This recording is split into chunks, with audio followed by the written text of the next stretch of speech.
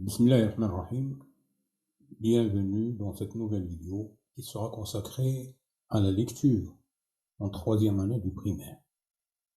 Alors, en troisième année de l'enseignement primaire, comme vous le savez, l'apprentissage de la lecture constitue une étape fondamentale dans le développement des compétences linguistiques et cognitives des élèves.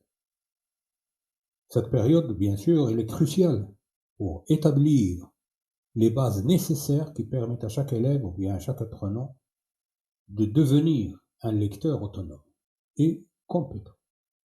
Alors, dans cette présentation, nous allons essayer de voir les objectifs de l'apprentissage de la lecture. Nous allons essayer de voir quelles sont les activités essentielles pour atteindre ces objectifs.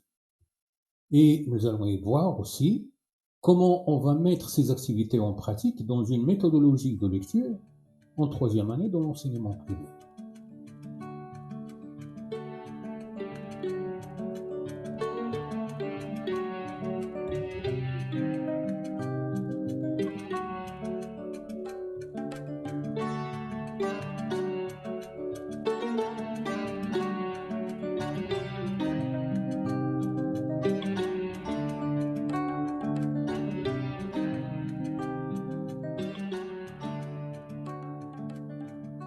Alors, on va commencer par les objectifs de l'apprentissage de la lecture.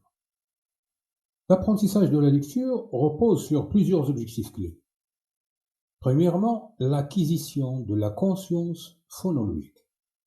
Qu'est-ce qu'on entend par l'acquisition de la conscience phonologique? C'est la capacité, tout simplement, à reconnaître et manipuler les sons de la langue. Reconnaître et manipuler les sons de la langue. C'est-à-dire écouter et reconnaître un son et essayer de le prononcer, de le manipuler dans une communication ou bien dans un exercice, etc. Deuxième point, ou bien le deuxième objectif, c'est la maîtrise du principe alphabétique. Et la maîtrise du principe alphabétique, c'est la compréhension que les lettres représentent des sons et que ces sons forment des mots. C'est-à-dire que chaque mot entendu, ou bien écrit, il est formé de plusieurs lettres. Et ce sont ces lettres et la combinaison de ces lettres qui donne un sens à ce mot. Donc il faut comprendre que les lettres représentent des sons et que ces sons forment des mots. C'est-à-dire qu'on forme ici, en écriture, ce sont les lettres qu'on écrit qui forment les mots, mais dans la prononciation, ce sont les sons qu'on entend et la combinaison de ces sons qui forment des mots. Par exemple, si je prends le son voix, tu, re, si je prends ces sons-là, je les combine, je vais avoir voiture. Et c'est à ce moment-là que le terme commence à avoir un sens. Également, le troisième objectif, c'est identification des mots et enrichissement du lexique. C'est la capacité à identifier rapidement et avec précision les mots courants ainsi que l'expansion du vocabulaire. Et ceci, on va le voir lorsqu'on passe à la démarche méthodologique de la lecture, une multitude d'exercices que l'enseignant peut proposer pour amener l'élève à identifier les mots et à enrichir son lexique. Et ceci, il peut le faire comme des exercices collectifs avec ses élèves, comme il peut les faire comme sous forme d'exercices écrits que l'élève peut retrouver dans son livret d'exercices. Le quatrième objectif, c'est le développement de la compréhension, c'est-à-dire la capacité à comprendre et interpréter ce qui est lu, que ce soit des images, que ce soit des phrases, que ce soit des textes courts. Et ceci, on ne peut pas le réaliser si on n'a pas réalisé les trois objectifs précédents. Et également, nous avons le développement de la fluidité. L'objectif de la lecture, que ce soit la troisième année ou bien dans les niveaux qui vont suivre, ce n'est pas seulement de déchiffrer, mais aussi de lire, mais avec fluidité. C'est-à-dire la capacité à lire de manière fluide, avec précision et expression appropriée. Maintenant, nous avons cité un certain nombre d'objectifs. Nous avons cité 5 objectifs. Maintenant, comment ou bien quelles sont les activités essentielles qui vont nous aider à atteindre ces objectifs? La première activité, c'est activité de discrimination auditive. Qu'est-ce qu'on entend par discrimination auditive? C'est l'activité visant à reconnaître et distinguer les sons de la parole. Ça veut dire que l'élève sera capable, on va l'aider à être capable de faire la différence entre les sons, surtout les sons qui sont un peu proches. Lorsqu'on parle de V, on parle de F. Lorsqu'on parle de T, on parle de D. Lorsqu'on parle de E, on parle de O. Lorsqu'on parle de I, on parle de U, on parle de OU, etc. Donc, ce sont les sons qui sont proches. Est-ce que l'élève est capable de faire cette discrimination?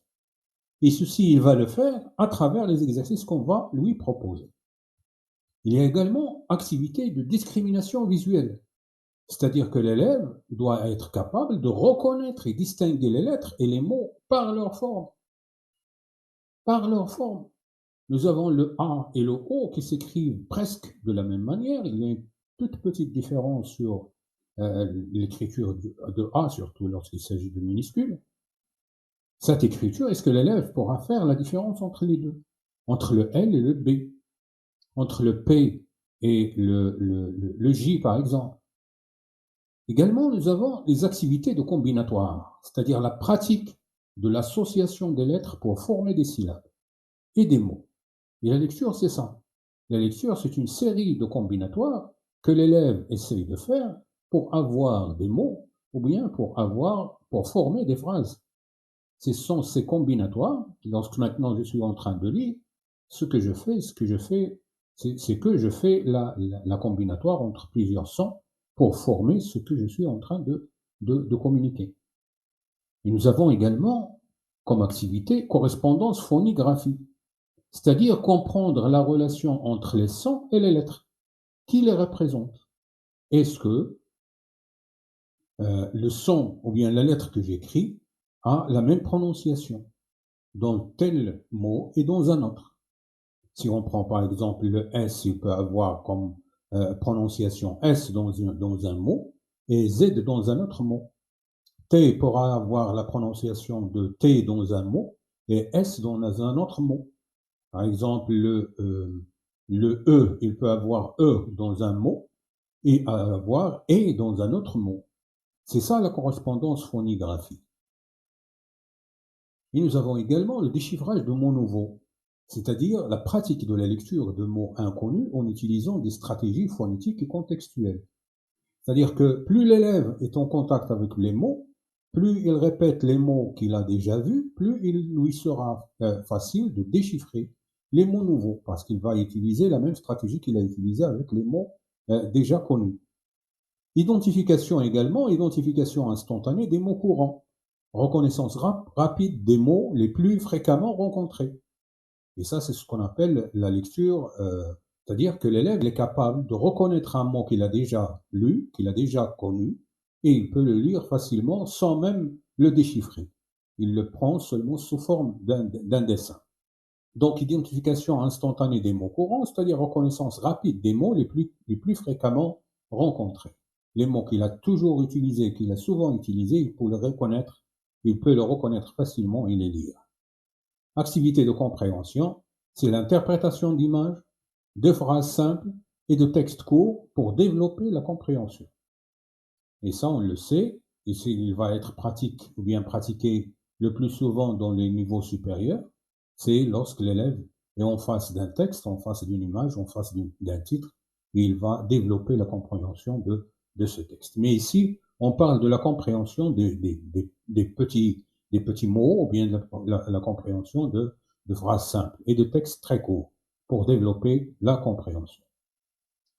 Et on arrive au jeu de lecture, c'est-à-dire l'utilisation ludique pour renforcer les compétences de lecture en stimulant l'intérêt et l'engagement de l'élève. Donc, toutes ces activités que nous avons citées vont être mises en pratique dans la démarche méthodologique de la lecture. Et seulement pour signaler que l'apprentissage de la lecture en troisième année est une phase cruciale où les élèves acquièrent les compétences fondamentales pour devenir des lecteurs autonomes et compétents. Donc, en intégrant ces différentes activités de manière variée et adaptée, les enseignants peuvent soutenir efficacement le développement progressif des habiletés de lecture chez chaque élève, en préparant ainsi le terrain pour leur réussite future. Alors, on arrive maintenant à la méthodologie de la lecture en troisième année et comment on va mettre en pratique toutes ces activités et comment on va les voir sur la démarche méthodologique. Alors, on va commencer par l'entête de la fiche et qui sera comme suit. Nous allons désigner le thème, nous allons désigner l'activité, le titre de la leçon et les objectifs que nous espérons réaliser avec nos élèves. C'est-à-dire reconnaître les sons qu'on va étudier. On va amener les élèves à segmenter les mots comprenant les sons et les faire lire correctement, ou bien les lire correctement, et repérer les sons que nous allons étudier. Et enfin, on va désigner quels sont les supports didactiques sur lesquels nous allons nous baser pour aider les élèves à réaliser ces objectifs. Et aussi, on a désigné le livret de l'apprenant. Nous allons désigner le tableau, bien sûr, le tableau noir ou bien le tableau blanc sur lequel nous allons travailler. Et on peut utiliser d'autres matériels didactiques qu'on peut utiliser comme les étiquettes, comme le tableau de lecture, comme les ardoises, etc. C'est-à-dire les éléments que nous allons utiliser comme support didactique. Bien sûr, la durée, c'est une durée de 20 minutes multipliée par 2 et de 30 minutes deux fois. Ça veut dire, la durée, c'est 4 séances, 2 séances de 20 minutes et 2 séances de 30 minutes. Alors, pour la structure des séances, comme je l'ai dit, nous avons 4 séances. La séance 1, c'est une introduction des sons. La séance 2, c'est une segmentation et lecture des syllabes et mots simples, segmentation et lecture des syllabes et des mots simples. Et la séance 3, c'est une lecture de phrases et la compréhension de ce qui a été présenté. Et la séance 4, ce sont des activités de consolidation et d'évaluation. Alors, en détail, on commence par la première séance. La séance 1, on va essayer de travailler sur l'écoute et le repérage. Et nous avons déjà expliqué qu'est-ce qu'on entend par l'écoute et le repérage, c'est-à-dire en faire écouter des phrases, faire écouter des mots, et on va aider les élèves à repérer les sons qu'on veut étudier, ou bien les sons qui se répètent, et pour pouvoir les étudier. Et ce jeu d'écoute pour repérer les sons. Et ceci sera suivi par des travaux collectifs et sera suivi également par des cartes des sons. Et la segmentation des mots en syllabes, la segmentation se fait sous forme d'un petit jeu où les élèves sont amenés à taper sur les mains chaque fois qu'on prononce une syllabe. C'est ce qu'on appelle la syllabation. Alors, pour essayer de simplifier encore plus, c'est-à-dire la séance 1, on commence par une mise en situation. C'est un travail collectif, il peut durer jusqu'à 5 minutes. On travaille l'introduction du thème, c'est-à-dire on fait un rappel du thème que nous sommes, dans lequel nous sommes en train de travailler. Il sera suivi par des discussions collectives. Lorsqu'on parle ici de discussions, ce n'est pas des discussions qui sont approfondies, mais ce sont des discussions simples sur ce que les élèves observent dans le support visuel, observent dans les images, ou bien observent dans ce qu'ils ont devant les yeux, dans leur livret. Donc, découverte de support visuel, travail en binôme, et ceci, c'est un travail qui se fait en binôme ou bien un travail collectif. Et également, il y a observation qui est guidée par l'enseignant.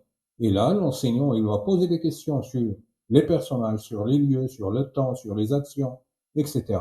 Et là, ceci va aider l'élève à acquérir un certain nombre de vocabulaire nécessaires pour décrire les supports visuels. Et l'élève est amené également à répondre aux consignes qui se trouvent sur le manuel de l'élève. Et là, nous avons un petit exemple lorsqu'on trouve, par exemple, je dis ce que je vois. Et donc, il va utiliser le vocabulaire qu'il vient d'acquérir pour répondre à ces questions.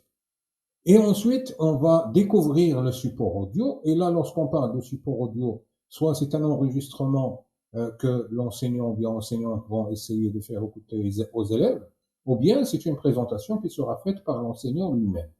Et là, la présentation du support audio par l'enseignant, l'écoute attentive du support audio plusieurs fois, on le fait écouter plusieurs fois, et on met en relation du texte écouté avec les supports visuels.